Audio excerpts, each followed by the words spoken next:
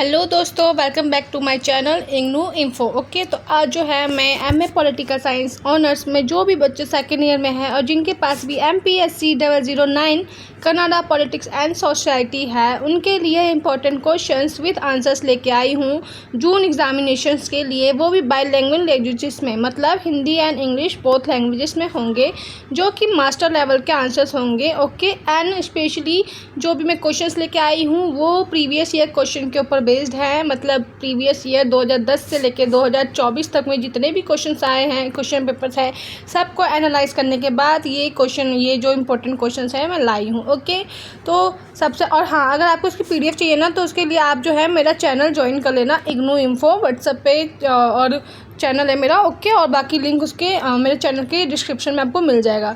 तो ये जो वीडियो है इसका जो फर्स्ट पार्ट है मैं अपलोड कर चुकी हूँ, जिसमें हमने आगे के 5 क्वेश्चंस कर लिए हैं। ओके, अब जो है हम नेक्स्ट क्वेश्चन करते हैं। ओके, तो हमने यहाँ तक कनाडा की मूल निवासी इंडिगस जनजातियों की सामाजिक और राजनीतिक स्थितियाँ तक पढ़ लिया था। अब जो है हम नेक्स्ट क्वेश्चन पढ़ते हैं।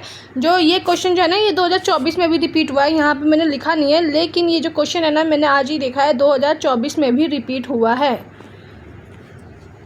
तो क्वेश्चन है कि कनाडा का संविधान विशेषताएं और विकास की व्याख्या कीजिए। मतलब जो कनाडा का संविधान है उसकी हमें फीचर्स बताने हैं और एवोल्यूशन करना है। Canadian constitution nature and evolutions which is repeated in June 2013, 2017 and 2022 and 2024। सो सबसे पहले जो है हम कनाडा के बारे में, उसके संविधान के बारे में थोड़ा सा छोटा सा इंट्रोडक्शन देंगे कि कनाडा का जो संविधान है वो लिखित, कठोर और बहुस्तरीय संविधान है। मतलब जैसा हमारा संविधान है ना, same as it is Canada का भी संविधान है। उनका भी जो कॉन्स्टिट्यूशन है वो रिटन है, कठोर मतलब रिजिड है, एंड बहुस्तरीय मतलब मल्टी लेवल, मतलब एक तरीके से कह सकते हैं ना केंद्र, मतलब पावर्स का डिवीज़न है। डिसेंट्रलाइजेशन, हाँ उसे डिसेंट्रलाइजेशन कहते हैं। पावर्स का डिवीजन्स है जिसमें ब्रिटिश परंपरा और स्थानीय विशेषताएं सम्मिलित है। मतलब जो उनका संविधान है उसमें ब्रिटिश कल्चर और वहाँ के लोकल कल्चर्स वगैरह इंक्लूड है। ओके, इसका जो वर्तमान स्वरूप है ना वो 1982 में पूर्ण रूप से अपनाया गया था। जो अभी उनका कॉन्स्टिट्यूशन चल रहा है ना वो 1982 में अपनाया गया था, जैसे इंडिया के 1950 में है ना। अब जो है हम उनके जो कॉन्स्टिट्यूशन है ना उसकी विशेषता बताएंगे कि जो कनाडा का संविधान है उसकी क्या क्या विशेषताएं है। तो फर्स्टली जो पॉइंट है वो ये है कि उनका जो संविधान है ना वो ब्रिटिश नॉर्थ अमेरिका एक्ट पर वो है, मतलब उससे रिलेटेड है, उनसे ही कनेक्टेड है। 1867 में मूल संविधान जिसे कनाडा संघ बना और प्रांतों का सृजन हुआ। Okay, BNA act created the federal union of provinces. Next point पे देखते हैं हम लोग। नेक्स्ट पॉइंट जो है वो जो संविधान अधिनियम है ना 1982 कॉन्स्टिट्यूशन एंड एक्ट 1982 उसके बारे में है कि जो इससे कनाडा का संविधान में जो संशोधन हुआ है ना उसमें स्वतंत्रता मिली और charter of rights and freedom को वैधानिक बल मिला। मतलब कि अब जो है ये एक कहते हैं ना कॉन्स्टिट्यूशन में ऐड हो गया, क्या, rights of human and freedom. 1982 act patriated the constitution and introduced the charter of rights। Next जो है उसकी विशेषता ये है कि वो जो है ना लिखित और अलिखित परंपराओं का मिश्रण है, मतलब हाइब्रिड नेचर का है। मतलब कुछ चीज़ें वहाँ पे रिटर्न है तो कुछ चीज़ें नहीं है। संविधान में लिखित प्रावधानों के साथ साथ ब्रिटिश परंपराएं अपनाई गई है, जैसे कि प्रधानमंत्री की नियुक्ति जो लागू होगी, प्रधानमंत्री की नियुक्ति कैसे लागू होगी ये चीज़ें भी उसमें लिखी हुई बताई गई है। Constitution of codified laws and unwritten British convention, इसका फर्स्ट पार्ट मेरे चैनल पर अपलोड हो चुका है, आप लोग वो पहले देख लीजिएगा, तब सेकंड पार्ट देखिएगा तो शायद आपको इजी समझ में आएगा। क्योंकि फर्स्ट पार्ट में जो है ना वो इससे रिलेटेड क्वेश्चन है, तो वो समझ गए तो ये भी समझ जाओगे आप लोग। अब जो उनके संविधान की संशोधन प्रक्रिया है ना, वो थोड़ी सी कठोर है, जिसमें संसद और अधिकांश प्रांतों की सहमति आवश्यक है। अगर उन्हें किसी कॉन्स्टिट्यूशन में किसी भी अमेंडमेंट में चेंजेस करने होंगे तो वो थोड़ा सा रिजिड है, क्योंकि अगर आपको कुछ भी चेंज करना है तो आपको क्या चाहिए होगा, पार्लियामेंट और प्रांत की सहमति चाहिए। जैसे इंडिया में भी होता है ना कि कई सारे रूल्स पे हमें 2/3 मतलब 2/3 बहुमत चाहिए होता है, तभी कोई रूल आगे पास होता है। Amendment requires dual consent from federal and province level. और वहाँ पे जो उनके संविधान है उसमें न्यायपालिका की बहुत अहम भूमिका होती है, क्योंकि सुप्रीम कोर्ट जो है संविधान की व्याख्या करता है। न्यायपालिका क्या होता है, सुप्रीम कोर्ट होता है भाई। जस्टिस जो होता है सुप्रीम कोर्ट, वो क्या करते हैं, वो ना हमारी रक्षा के लिए है, हमारी रक्षा करते हैं और संविधान की व्याख्या करते हैं, मतलब हमें संविधान के बारे में बताते हैं। Supreme court interprets and safeguard constitutional provisions. अब जो है इसके हम कंक्लूजन बताएंगे। जो कनाडा का संविधान है ना, वो एक लचीलापन और स्थिरता का संतुलन है, मतलब एक बैलेंसिंग वो है संविधान, ना ज़्यादा कठोर है ना ज़्यादा लचीला है कि कुछ भी एकदम से चेंज कर दो। अगर आपको कुछ चेंज करना है तो आपको जो है बहुमत लाना होगा संसद में, या फिर गवर्नमेंट जो भी है प्रांत वगैरह उस लेवल पे सहमति मिलनी चाहिए संसद की या फिर न्यायपालिका की, और जो विविधतापूर्ण समाज के लिए अनुकूल है। जो उनका संविधान है ना, एक लचीला और स्थिरता के बीच में कॉम्बिनेशन जो है ना, ये एक अलग अलग जहाँ पे बहुत सारे धर्म जाति के लोग रहते हैं ना, विविधतापूर्ण, उस समाज के लिए ये अनुकूल है। The Canadian constitution balance flexibility with order, making it apt of for pluralistic society. जो नेक्स्ट क्वेश्चन है ना, उसमें पूछा गया है कि जो कनाडा है, कनाडा में मानव अधिकारों की सुरक्षा कैसे होती है। मानव अधिकार मतलब जो आम मनुष्य को जो अधिकार मिलते हैं, उन अधिकारों की सुरक्षा कनाडा कैसे करता है। Protection of human rights in Canada, ये जो क्वेश्चन है ना, ये 2014, 18 और 21 में रिपीट हुआ है। इंट्रोडक्शन में हम बताएंगे कि जो मानव अधिकार है वो कनाडा की लोकतांत्रिक व्यवस्था के मूल में है, मतलब वो जो उनका बेस है। इसमें उन्होंने क्या किया, charter of rights and freedom जो है 1982 के तहत संरक्षण प्राप्त किया। मतलब 1982 में उन्होंने अपने संविधान में charter of rights and freedom add किया था, और इससे जो भी लोग हैं उनके मानव अधिकारों को सुनिश्चित किया। अब हम इनके बारे में थोड़ी सी कैसे सुनिश्चित करते हैं हम वो बताएंगे, मतलब क्या क्या तरीके हैं अपनाए उन्होंने जो मानव अधिकारों की सुनिश्चित किया। Charter of rights and freedom act लागू किया, जिसमें क्या था कि कोई भी धर्म, भाषा, भाषण, क्षेत्र और आंदोलन की स्वतंत्रता है। मतलब कोई भी धर्म का व्यक्ति हो, उसे अपनी भाषा बोलने, उसे भाषण देने का, प्रेस और आंदोलन करने का हक है, लेकिन एक लिमिट तक। मतलब ये है कि अगर आप आंदोलन करें तो वो अहिंसात्मक हो, ऐसा ना हो कि आप खून खराबा करें या मारकाट करें। अगर आप कोई भाषण दे रहे हैं तो वो ऐसा भाषण होना चाहिए जिससे किसी और कम्युनिटी, किसी और सोसाइटी के उसको ठेस ना पहुँचे। ऐसी जो है हमें विधिक अधिकार मिले, मतलब कॉन्स्टिट्यूशनल राइट मिले कि हमें न्याय, गिरफ्तारी और निष्पक्ष सुनवाई होगी हमारी। अगर हमें न्याय मिलेगा और जो गिरफ्तारी होगी तो गिरफ्तारी के बाद हमें निष्पक्ष सुनवाई होगी। हम किसी और के अंडर या किसी के कहने पे ज़बरदस्ती भागीदार नहीं बनेंगे। हमें जो है गवर्नमेंट एक अच्छा जस्टिस प्रोवाइड करेगी, निष्पक्ष सुनवाई देगी वो हमें। Charter guarantees freedoms and legal rights for all candidates, ठीक है। एंड द सेकंड चीज़ क्या हुआ था कि उन्होंने जो है इनके क्वेश्चन में जो पूछा गया ना कि मानव अधिकारों की सुरक्षा कैसे करता है, तो पहले तो ये था कि उन्होंने चार्टर ऑफ राइट्स बनाया है ना एंड फ्रीडम, इसके थ्रू मानव अधिकारों की रक्षा की। दूसरा ये था कि उन्होंने न्यायपालिका की सक्रियता को सुनिश्चित किया, मतलब जुडिशल एक्टिविटीज़, मतलब उन्होंने ये सुनिश्चित किया कि जो न्यायपालिका है, जो सुप्रीम कोर्ट है, जो जस्टिस है ना, वो ये बात का पूरा ध्यान रखे कि हर व्यक्ति के साथ न्याय हो, किसी भी व्यक्ति के साथ अन्याय ना हो, और जो भी फैसला सरकार ले, मतलब जो सुप्रीम कोर्ट ले रही है न्यायपालिका, वो निष्पक्ष भाव से ले। सुप्रीम कोर्ट ने समय समय पर अधिकारों की रक्षा हेतु सशक्त निर्णय भी लिए हैं, और ये साबित कर दिया है कि किसी भी धर्म, जाति के आधार पर निर्णय नहीं लिया जाएगा, निष्पक्ष सुनवाई की जाएगी।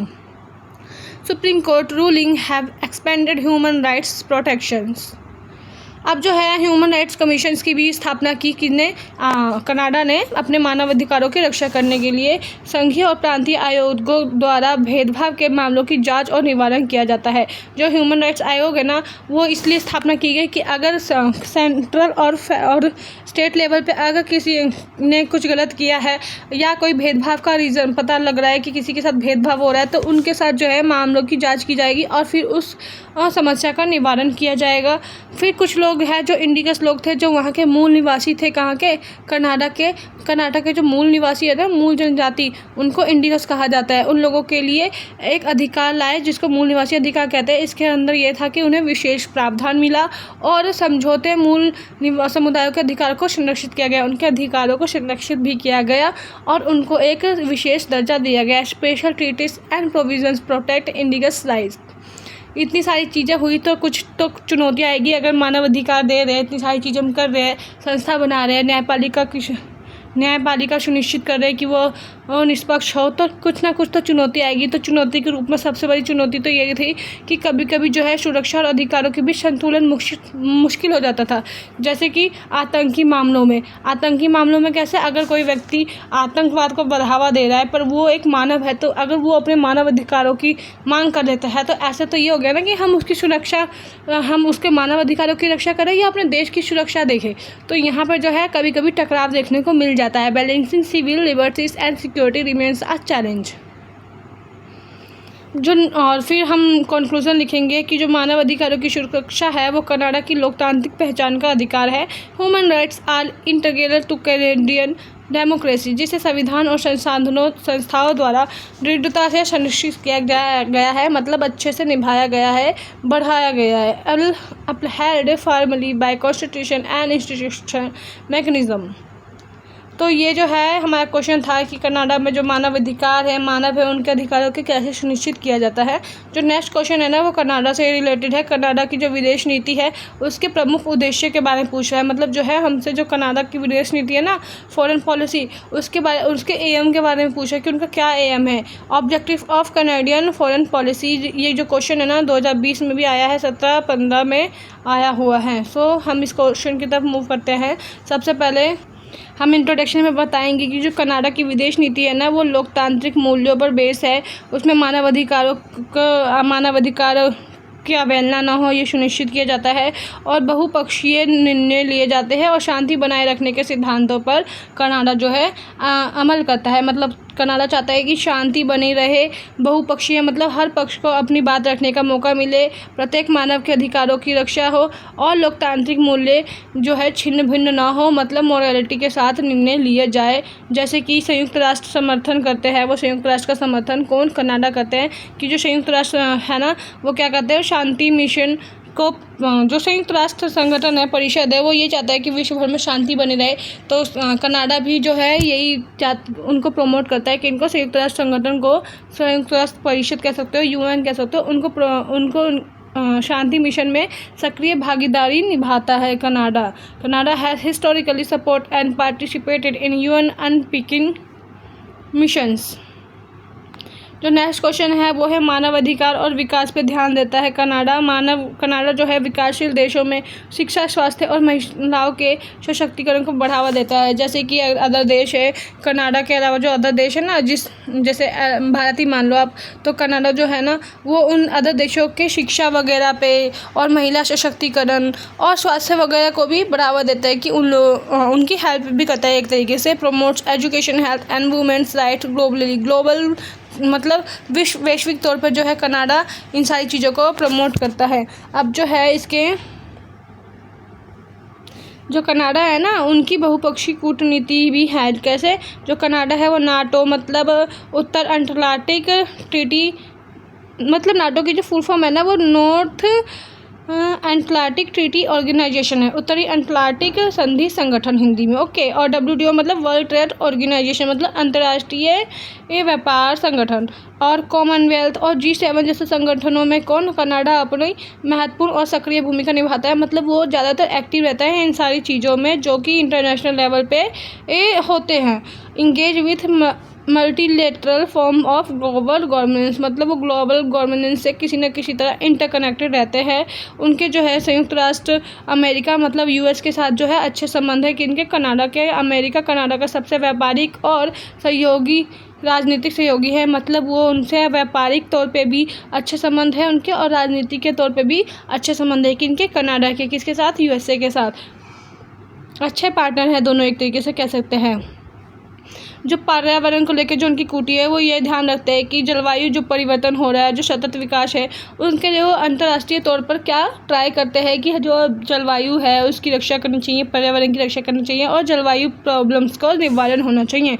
Canada play a key role in global environmental diplomacy. अब जो है हम निष्कर्ष में हम बताएंगे कि जो कनाडा की विदेश नीति है ना, वो एक नैतिक नीति पर आधारित है, जो कि एक व्यवहारिक और बहुपक्षीय दृष्टिकोण का उदाहरक है, मतलब कि एक अच्छी और ऐसे पक्ष का उदाहरण है जहाँ पे सभी को अपनी बात कहने का हक है। कनाडा मतलब कनाडा का जो विदेश नीति है वो देखा जाए तो काफ़ी अच्छा लेवल बेटर है उसका। Canadian foreign policy reflect a balance blend two of value and strategic and interest, मतलब कनाडा एक बैलेंस बना के चलता है विदेशों के साथ भी और अंतर्राष्ट्रीय संबंधों में। नेक्स्ट क्वेश्चन जो है वो कनाडा की पार्टी से रिलेटेड क्वेश्चन है कि जो कनाडा में पार्टी सिस्टम पार्टीज वगैरह जैसे इंडिया में इतनी सारी पार्टीज है उनके बारे में, और चुनाव की क्या व्यवस्था है उसके बारे में हमें बताना है। Party system and electoral system in Canada, question जो है 2016, 18 और 22 में आया हुआ है। चलो हम इसके आंसर की ओर बढ़ते हैं। हम सबसे पहले तो इंट्रोडक्शन में 2 से 4 लाइनों में अपनी बातें लिखते हैं कि जो कनाडा है वो बहुदलीय प्रणाली है, मतलब कनाडा में भी एक से ज़्यादा प्रणाली मतलब पार्टीज वगैरह अवेलेबल है जैसे कि इंडिया में है। और वहाँ पे भी जो चुनावी व्यवस्था है ना वो प्रथम पद विजेता मतलब FPTP पर आधारित है जैसा कि इंडिया में है। अब जो है हम बताएंगे कि वहाँ के जो कनाडा में जो है ना मेन कौन सी पार्टीज है, मुख्य दल मतलब मेन पार्टीज वहाँ पे कौन सी है। अब जो है ना हम कनाडा की जो इम्पोर्टेंट और मेन पार्टीज है ना उनके बारे में पढ़ेंगे, मेन पार्टीज। ओके, सो कौन सी पार्टीज है कनाडा की मेन पार्टीज। फर्स्ट तो है लिबरल पार्टी, सेकंड है कंजर्वेटिव पार्टी, थर्ड है न्यू डेमोक्रेटिक पार्टी, फोर्थ है Bloc Quebecois Party and the last is Green Party, है ना। ये जो पार्टी है ना ये सारी वहाँ की पार्टी है कनाडा की पार्टीज, मतलब राजनीतिक पार्टी, क्योंकि से राजनीतिक पार्टी है वहाँ की, ठीक है। की parties reflect diverse ideological and regional interest, जो की ये जो पार्टीज वगैरह है ना वो क्या करते हैं, आइडियोलॉजी एंड रीजनल इंटरेस्ट को रिफ्लेक्ट करते हैं। और वहाँ की जो चुनावी प्रणाली है वो किस तरीके की है, FPTP, मतलब ये एक हर निर्वाचन क्षेत्र में एक प्रतिनिधि निर्वाचित होता है जिसको सबसे अधिक वोट मिलता है, मतलब जैसे इंडिया में होता है ना वैसे ही वहाँ पर भी होता है। फर्स्ट पास द वोट का सिस्टम है, हर एक एरिया से एक कैंडिडेट खड़ा होता है और जिसको सबसे ज़्यादा वोट मिलता है वो जीत जाता है। FPTP सिस्टम इलेक्ट 1 कैंडिडेट पर district based on plurality of votes. Okay, next क्या है, वहाँ पे क्षेत्रीय विविधता है कि कुछ जो दल है जैसे कि ब्लॉक क्यूबोकोइस है वो क्या करते हैं, वो केवल क्षेत्र विशेष में सक्रिय होते हैं, मतलब स्पेशली ऐसे स्पेसिफिक रीजन में सक्रिय होते हैं जहाँ पे धर्म के आधार, मतलब एक होता है ना क्यूबोकोइस नाम के ना, वहाँ पे एक जनजाति है तो उस क्षेत्र में सक्रिय होते हैं ज़्यादातर, है ना। जो उनकी चुनाव प्रणाली है ना वहाँ पे क्या होता है, चुनाव आयोग और पारदर्शिता मेंटेन की जाती है, मतलब कि निष्पक्ष चुनाव होता है। इलेक्शन कनाडा स्वतंत्र संस्था है, मतलब जो चुनाव आयोग है ना वो स्वतंत्र है, वो एक निष्पक्ष चुनाव करवा सकती है, उन पर किसी प्रकार का दबाव नहीं होता, और वो जो चुनाव करवाती है वो एकदम ट्रांसपेरेंटी के साथ होता है, निष्पक्ष के साथ होता है, ये बातें वहाँ पे मेंटेन की जाती है। Election Canada ensure free and fair elections. अब जो है इतना बड़ा देश है तो वहाँ पे जब वोट वगैरह हो रहा है, इलेक्शन हो रहा है ना, तो वहाँ पे थोड़े बहुत तो चैलेंजेस भी आएंगे। तो चैलेंजेस पढ़ते क्या होता है, FPTP जो प्रणाली है, जो वोट का सिस्टम है, उसमें क्या होता है, सीट वोट अनुपात असंतुलन होता है, मतलब बैलेंस नहीं समझ में आता जो भी वोट का लेवल होता है, और प्रतिनिधि में असमानता होती है, मतलब जैसे कि आप कह सकते हो कि जो खड़ा हो रहा है ना उसका मोटिव नहीं समझ में आता। हर लोकल एरिया से जितने भी अलग अलग खड़े हो रहे हैं सबके मोटिव अलग होते हैं। Disproportionality in votes to seats ratio is concern. So basically जो है हम कंक्लूजन में बताएंगे कि जो कनाडा की पार्टी है चुनावी व्यवस्था लोकतांत्रिक व्यवस्था को प्रकट करती है, लेकिन जो सुधार की आवश्यकता आज भी बनी हुई है। मतलब वैसे तो वहाँ पे लोकतांत्रिक विविधता है, लेकिन जो है हमें चुनाव की सुधार में आवश्यकता वहाँ पे दिखती है। The system showcases political diversity but needs reform to better prosperity. So this is the last and 10th question which is Canada में क्षेत्रीय और राष्ट्रीय एकता की समस्या पर विचार कीजिए। जो रीजनलिज्म एंड नेशनल यूनिटी चल रहा है कनाडा में, उसके ऊपर क्वेश्चन आया हुआ है। तो हम बताएंगे कि जो कनाडा में है क्षेत्रीयता एक जटिल चुनौती है जहां प्रांतीय हित और पहचान कभी कभी राष्ट्रीय एकता को प्रभावित करती है। बेसिकली क्षेत्रीयता क्या होती है कि जो जहाँ पे कुछ लोग हैं वो अपने धर्म को ज़्यादा प्रमोट करते हैं, और जब वो अपने धर्म को प्रमोट करना चाहते हैं, अपने लोगों को प्रमोट करना चाहते हैं, तो इससे जो है ना राष्ट्र की एकता को खतरा होता है, क्योंकि वो फिर अलग कंट्री अपनी भाषा को प्रमोट करने के लिए एक अलग सी डिमांड करने लग जाते हैं। जैसे कि जो क्यूबेक राष्ट्रवाद आपने पढ़ा होगा कि जो क्यूबेक लोग थे ना, उन्होंने फ्रेंच भाषा को प्रमोट मतलब एक कहते हैं ना अपने वो चाहते थे कि जो उनकी फ्रेंच लैंग्वेज है ना उसको वो मिले, गवर्नमेंट की तरफ से सुरक्षा मिले, और इसलिए उन्होंने विशेष दर्जा की मांग भी की थी, और वो चाहते थे कि उनको संप्रभुता मिले।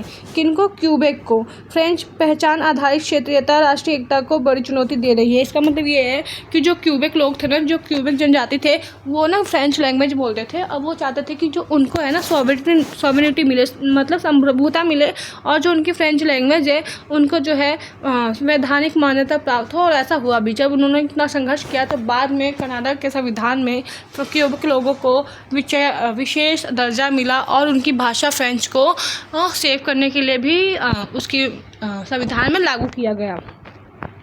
Quebec nationalism poses the most significant challenge in the Canadian unity.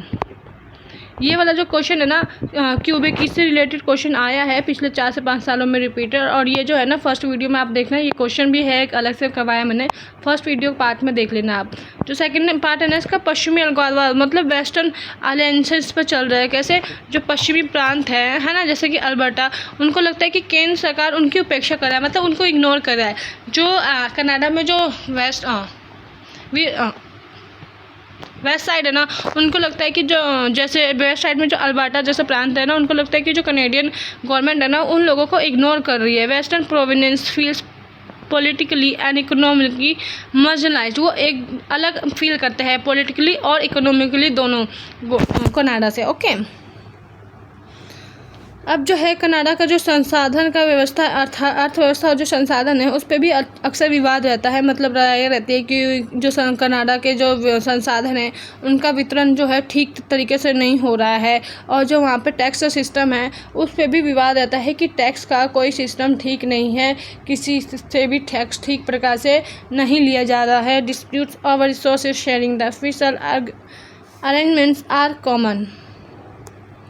तो नेक्स्ट जो है वो ये है कि जो संघीय व्यवस्था है ना, वहाँ की प्रतिक्रिया वो थोड़ा सा अनबैलेंस होता है, और थोड़ा सा जैसे संघीय व्यवस्था में क्या होता है कि कोई भी नीति बनाने में ना थोड़ी दिक्कतें आती है, क्योंकि संघ और राज्य के बीच में अक्सर टकराव देखने को मिलता है। असंतुलन को दूर करने के लिए संघीय योजनाएं बनाई जाती है, परिषद बनाया जाता है, नीति समन्वय तंत्र बनाया जाता है, लेकिन उन लोगों के बीच में क्या फिर भी कहीं ना कहीं तनाव रहता है, टकराव रहता है।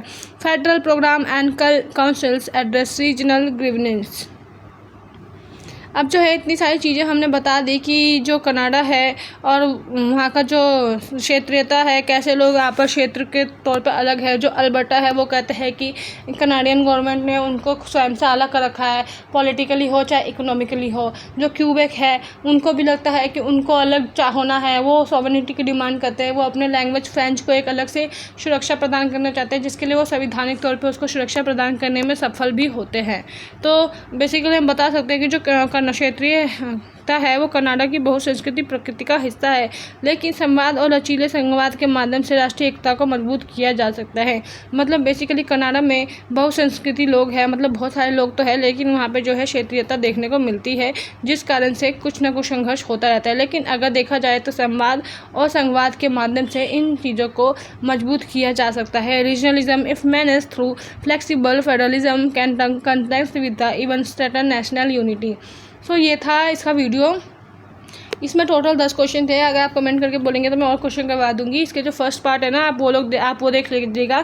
फर्स्ट पार्ट में जो है कनाडा की संसद प्रणाली से रिलेटेड क्वेश्चन है, एंड कनाडा की मूल निवासी क्यूबेक से रिलेटेड क्वेश्चन है, जो उनकी वहाँ पे सिचुएशंस वगैरह थी। एंड जो कनाडा है ना, कनाडा के जो क्यूबिक समस्या मैंने बोला ना अभी कि पहले ना देखो क्यूबिक समस्या और इनकी राजनीतिक और आर्थिक स्थिति क्या थी, इसमें तो मैंने ये बहुत इंपॉर्टेंट क्वेश्चन है, ये वाला आप करके जाइएगा। हो सकता है शॉर्ट नोट में भी आ जाए। जो कनाडा में बहुसंस्कृति बात चल रहा है, उनकी क्या नीति थी, उनके इम्पैक्ट वगैरह क्या था, ये रिलेटेड क्वेश्चन हैं। और भी क्वेश्चन है लाइक कनाडा का जो फेडरल सिस्टम है उसकी विशेषता वगैरह है। तो ये ऐसे बहुत सारे क्वेश्चंस हैं जो मैंने अपलोड किए हैं। तो आप लोग इसका जो फर्स्ट पार्ट है वो ज़रूर देखिएगा। और अगर आप लोगों को मेरी ये वीडियो पसंद आई हो तो एक लाइक ज़रूर कीजिएगा, और हो सके तो कमेंट करके बताना कि आप लोगों को ये वीडियो कैसा लगा। बाकी आज के लिए इतना ही। Thank you so much guys.